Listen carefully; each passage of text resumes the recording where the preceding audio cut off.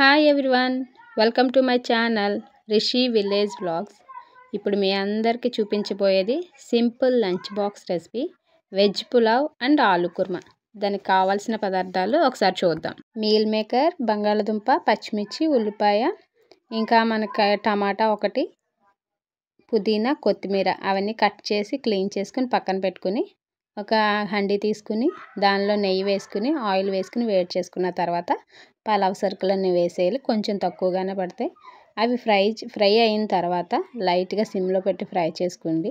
అవి కొంచెం ఫ్రై అవుతూ ఉంటాయి కదా, అప్పుడు మనం ఉల్లిపాయ, పచ్చిమిర్చి కూడా యాడ్ చేద్దాం. అదిగోండి, ఉల్లిపాయ, పచ్చిమిర్చి కూడా యాడ్ చేశాను.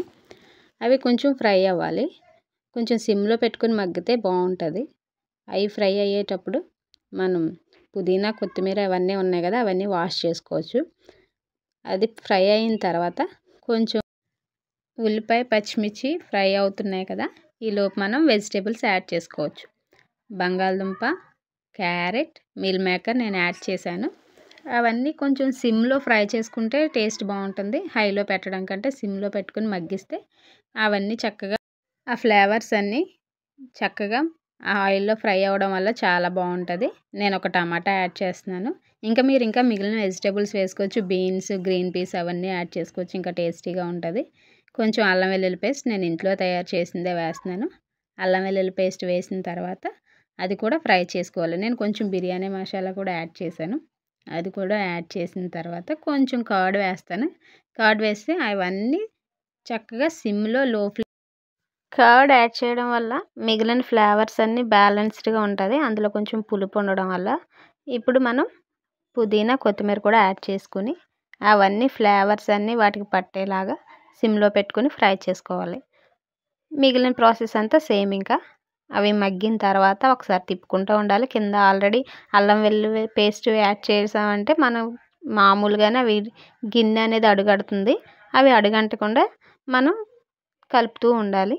అదిగోండి, చూడండి, చాలా బాగా మగ్గింది. ఇప్పుడు మనం వెంటనే వాటర్ యాడ్ చేసుకోవాలి. ఒక గ్లాస్కి 2 గ్లాసులు వాటర్ అయితే సరిపోతుంది. నేను అలాగే ఒక గ్లాస్కి 2 గ్లాసెస్ వాటర్ యాడ్ చేస్తాను. మీరు కూడా ఏదైనా సేమ్ అలాగే కొలత పెట్టుకుంటే సరిపోతుంది. మనం ఏదైతే గిన్నె వాడుతున్నామో దానికి డబుల్ వేస్తే వాటర్ సరిపోతుంది. నేను ఒక గ్లాస్కి 2 గ్లాసులు వేసాను వాటర్. అవంతా బాగా పొంగు రావాలన్నమాట. హై ఫ్లేమ్లో పెట్టుకుని బాగా ఎసరు మరిగిన తర్వాత అప్పుడు మనం బియ్యం యాడ్ చేసుకోవాలి.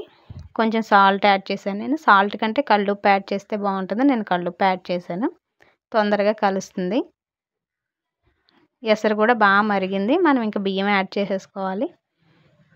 అయిపోతుందండి. బియ్యం యాడ్ చేసుకుని వాటర్ అంతా ఒకసారి చెక్ చేసుకోవాలి. వాటర్లో సాల్ట్ ఏమన్నా తగ్గిందా లేదా ఒకసారి అడ్జస్ట్ చేసుకుని సాల్ట్ యాడ్ చేసుకుంటే సరిపోతుంది.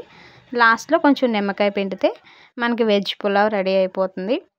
ఏదైనా కానీ రెడీ అయిన తర్వాత ఒక 15 మినిట్స్ రెస్ట్ ఇచ్చిన తర్వాత మనం అది ఓపెన్ చేసి సర్వ్ చేసుకుంటే చాలా టేస్టీగా ఉంటుంది.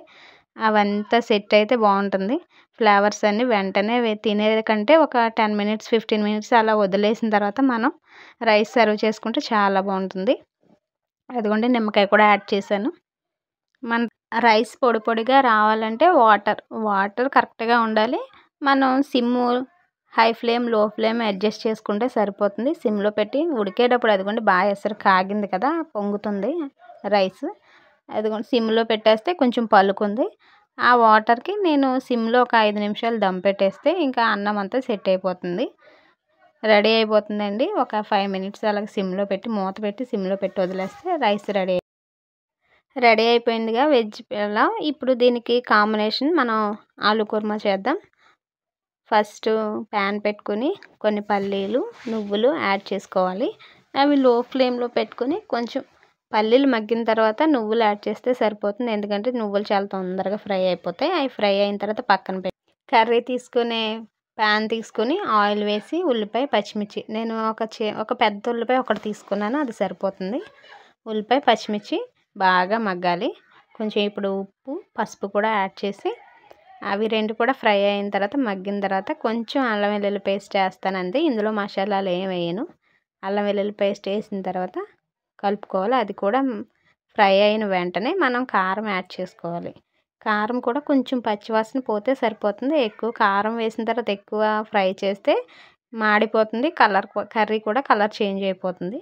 కారం వేసిన తర్వాత ఎక్కువసేపు ఫ్రై చేయకుండా మనం వెంటనే మగ్గింది లేది చూసుకుని వాటర్ యాడ్ చేసేసుకుంటే సరిపోతుంది. మనకి ఎంత కన్సిస్టెన్సీ కావాలంటే, ఎంత గ్రేవీ కావాలంటే అంత మనం వాటర్ పోసుకొని హై ఫ్లేమ్లో పెట్టుకుని ఆ బంగాళదుంప ఉడికేంత వరకు మనం ఉడికించుకోవాలి.